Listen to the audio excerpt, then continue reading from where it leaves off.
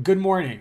In TFT related news, we just saw the completion of regional qualifiers for Worlds for all the servers worldwide.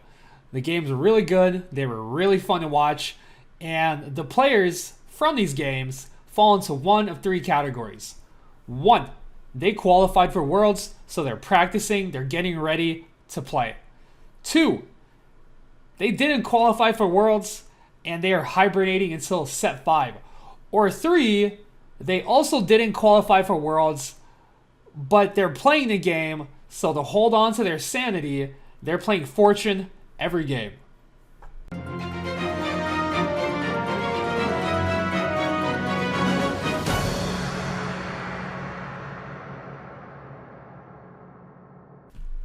Hello and welcome to the morning meta report. We just saw a patch 11.6. It's changed the meta a little bit, but nothing too drastic. Overall, we're going to keep it short and sweet. Let's start at the top. Slayers. This comp has been up here who knows how long, forever. It's still really good. Olaf was nerfed. He got taken down a peg. Last Whisper, not as strong, but it does last longer, so it's a little better on like a Samira. Overall, Trinimir is probably going to be your best carry over Olaf. But, you can't go wrong with Samir. Samir is going to be your top cap. You put those items on her, Samir 2, GG, WP. Mages. Mages move on up.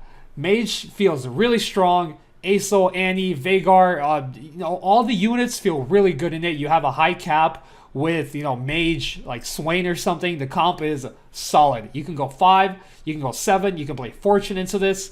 Not too shabby. As a side note, we have seen the emergence of Fortune.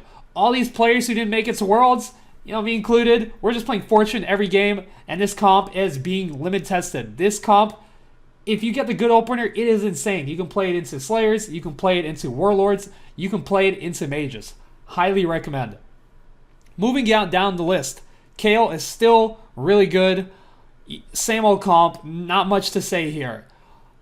Under that, we have reroll /9 Cultist. This is a comp we've seen a lot in Korea. I haven't seen it a ton in North America or Europe yet, but the stats of this comp are insane. All the units are cracked. The comp does really well. A Callista carry mid game is really good. You can just go with like Chosen Elise into level 9 and you'll be all right. Highly recommend. Duelist. If you get a good opener for it, I think Duelist is really good. You probably want like Titans, i.e. QSS, Last Whisper, Yasuo, those kind of things. Deathblade is okay. GA isn't great. This comp, it's the same comp. Overall, the meta is pretty much the same. But, yeah, Duelist is good.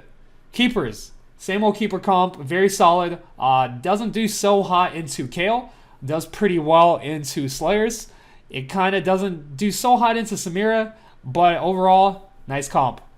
Warlords. We saw some buffs to Cat. We saw some buffs to Vi, kinda. We saw some buffs to Garen 3. Overall, I think Warlords is in the better spot with the Cat buffs. It helps out the mid game a lot. And if you can play Fortune into Warlord, I think it's probably going to be one of the best comps you can play. So if you play Fortune into this, it's probably S tier.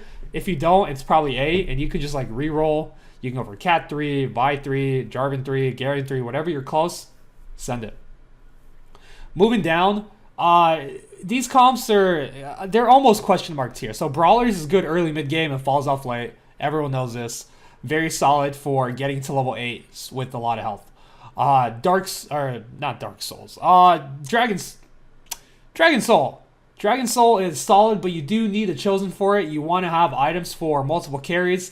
This isn't something you're going to play every game. It's mostly something you play around if you get the Chosen for it. The Olaf's buffs hurt it a little bit, not too much. Overall, still a solid comp.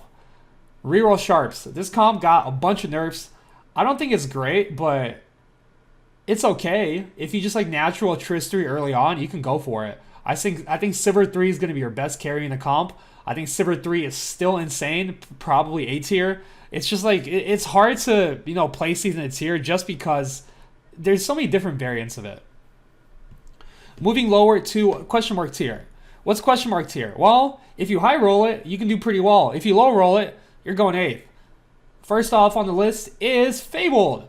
If you get the Vanguard spat, the Gunblade, like an AP item, if you get, the Nautilus, you don't even need Nautilus. If you get like the Sedge, the Aatrox, the Orin, the Zillion, Fable can win. But if you don't, you're just going to go 8th, and then you're not going to have a great time. The same goes for Zed. The same goes for like ninjas with the Kali. These comps are like, you can win with them if you high roll out of your mind. Although I feel like Zed kind of sucks. But if you don't and you just try to play with like an okay start, you are not going to have a good time. So would not recommend. Elders. I mean, Elders are okay. You probably want, if you're going ASL, you want like an Elder Spat. Otherwise, you're playing like a Zaya carry or something with like maybe Vhagar. Honestly, Vhagar, I tried it out with like 3 mage. It feels really strong.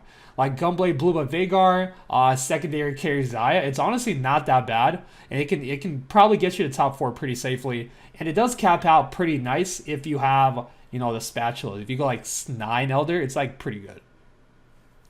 Fortune. Fortune is probably the best comp in the game if you get it early. It just gives you such a good advantage, and honestly, I've seen a lot of people playing it, which makes it easier to cash out. So I'm playing Fortune every game. We'll see how far we get, but have fun, and I'll see you guys next time.